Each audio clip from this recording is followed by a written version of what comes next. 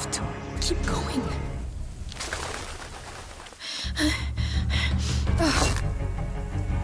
Hugo, follow me. Now.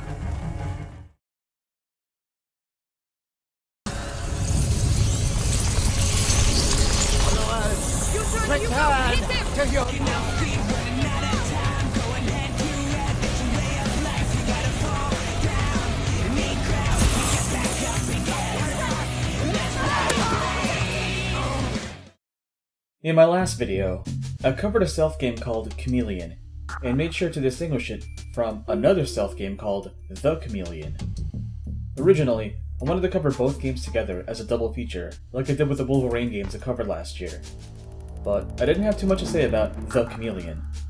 I still don't think I have much to say about the game to give it a separate video, other than I think that its systems are more robust and consistent than those in Chameleon, and the only issues I had were the fact that once an enemy aggroes on you, it'll stay on you until it puts you down, and respawning at checkpoints after pulling enemies out of their set paths can result in an enemy bopping you again just after respawning. It's an okay game, but it feels like an expanded game jam concept. I wanted to switch gears and cover another type of stealth game. Instead of something systems driven like Hitman or Metal Gear, I wanted to try out something a little less gamey. That was my initial premise for playing A Plague Tale: Innocence. And what did I end up getting? Lucas? I don't move. Oh no! The rats! Keep away from them! Come on, this way! Come on, help me. All right.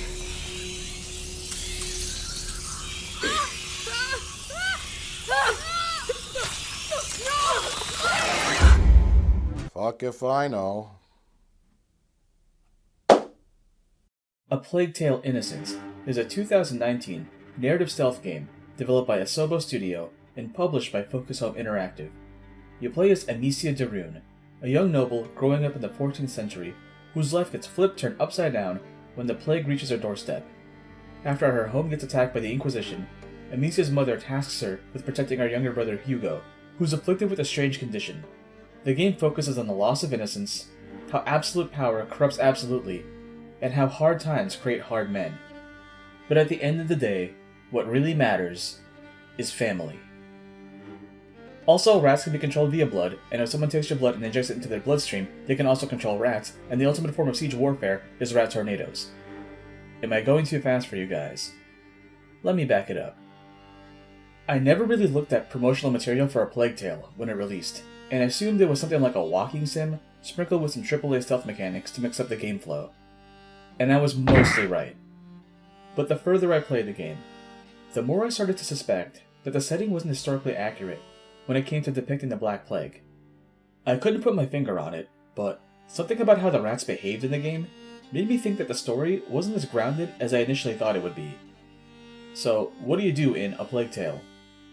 When Amicia isn't walking down corridors and eavesdropping on NPCs to glean the backstory of the setting, she's crouch walking through sections of tall grass to sneak by enemy soldiers who were under orders by the Inquisition to capture Amicia and Hugo. For most of the game, Amicia will be sneaking around hand in hand with Hugo. I'm actually impressed with the NPC pathfinding, because Hugo will run off to interact with the environment, but always runs back to Amicia's side, and the pathfinding never broke. Well, we got out. So we can leave now, right? If they don't find us again. But you have your sling. You can protect us. It's not that easy, Hugo. Oh. Amicia can use her sling to take out basic enemies. A good rock to the skull on a footman is enough to put them down. Later enemies will carry protection like helmets, which require acid to cause the soldiers to remove their headgear, leaving them wide open for a rock to the face. Amicia can open up her equipment wheel to switch between different types of ammo, which you can either shoot from her sling or toss. Using the sling causes noise, which can attract enemies, until Amicia can upgrade the sling to be silent by having more bits of leather stapled onto it. That's a joke about the crafting system in this game. I think it's interesting how the game made a distinction between throwing and shooting, but having them mapped to L1 and L2 respectively screwed with my muscle memory for the entire game.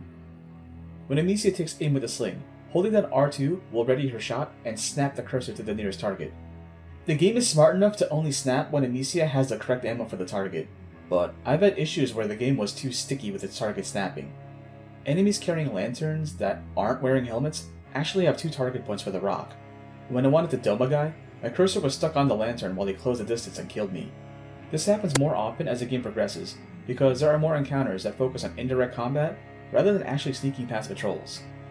Besides humans, the other major threat in the game are rats. Rats are basically piranhas on land. Get too close to a swarm, and they'll devour Amicia within seconds. Fortunately, rats are afraid of light sources, especially fire. Much of the game's environmental puzzles involve corralling rats by way of moving torches or lights. As the game progresses, it becomes less walking sim and more Uncharted. Entire chapters focus on set pieces that either involve moving through seas of rats or using rats to fight the Inquisition. I'll give the game credit for finding new ways to use the rats, but after a while, it feels like the game has milked the concept dry. Once that happens, the game shifts gears and introduces a new mechanic. It does just enough to refresh the game flow, and then incorporates a mechanic back into Amicia's gameplay. The Sanguinis Itinera. What is this book about? It's the story of a little boy who's going to get a lot better now. So what do I think about A Plague Tale's plot? I liked the early game, started losing steam by around mid-game, and by endgame I had given up taking the premise seriously in any sort of way. This game won the 2019 Steam Award for Best Narrative. Now, I wasn't expecting much other than a grimdark story set in the Dark Ages. In fact, I was looking forward to seeing that play out. But that's not what I got. Well, I'll be damned. Here's the rest of them. What? No! Wait, we're just looking for someone. And you found him. It's your damn music what brought them out, huh? The first time the game lost me on its premise didn't even involve rats. The first boss is a guy in heavy armor wielding a comically large mace. Up until now, the game was very grounded in how the character models looked, but this guy was the most video gamey thing I'd seen up until then, and it just took me out of the game. To beat this guy, I had to bait and attack, hit his weak point with a rock, and rinse and repeat. Once I dumped the boss, the game does that Anthony Burch tweet where Amicia looks at her hands and goes, "My God, what have I done?" And I get it. She's a teenager who lived a sheltered life, she just saw her parents get killed, and now she's running for her life with a younger brother in tow, and has to kill a man to ensure their survival. That's a lot for a little kid to handle in a single day. In my review for Rise, Son of Rome and The Order 1886, I describe both titles as games for people who don't play video games. They have all the elements of a modern video game, cinematics strung together by interactive segments, but they don't feel like video games. It's hard to describe, but easy to demonstrate. Conversely, A Plague Tale feels like one of those games for people who don't pay attention to video game stories. The premise is simple. Amicia and her brother are on the run from the Inquisition, but it doesn't really say anything about its setting. Like, we see the effects that the Plague and the Inquisition have on other people and on the land itself. Those are good moments at first, but once you get over the imagery of countless pig carcasses and grubby peasants getting bullied by dudes in armor, why are things the way they are? Did the Inquisition form as a result of the Plague? If the Plague happened thousands of years ago, why is it resurfacing now? How does a blood transfusion create a Vulcan mind meld?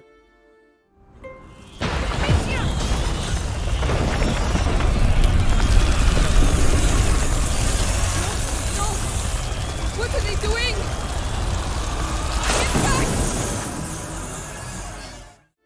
The second time the game lost me was when I encountered the rat tornadoes. The rats are apparently some kind of hive mind force of nature, because they start forming tornadoes of themselves that can destroy light sources and devour Amicia. What the fuck am I playing? I thought this was some grounded medieval coming-of-age story. Fuck if I know. Then we meet the guy in charge of the Inquisition, and he looks like if Emperor Palpatine was Catholic. And Palpatine is a Darth Vader who's been hounding us for most of the game. There is no nuance in Palpatine's design. He talks a big game about how getting his hands on Hugo will make things better for everyone, and it's like standard lawful evil crap. But then we see Archbishop Palpatine talking to another Archbishop who says that he's been off the reservation for a while now, and the Vatican condemns his actions. The only reason we see these guys talking is so that the writing can walk back all of the horrible shit we've seen from the Inquisition and offset it to a rogue branch of the Church. I'm Catholic, and I thought that was some pussy shit. By the end of the game, Hugo becomes a rat bender and can send rats off to devour enemies. Cool power, but it was something I saw a mile away while I played the game.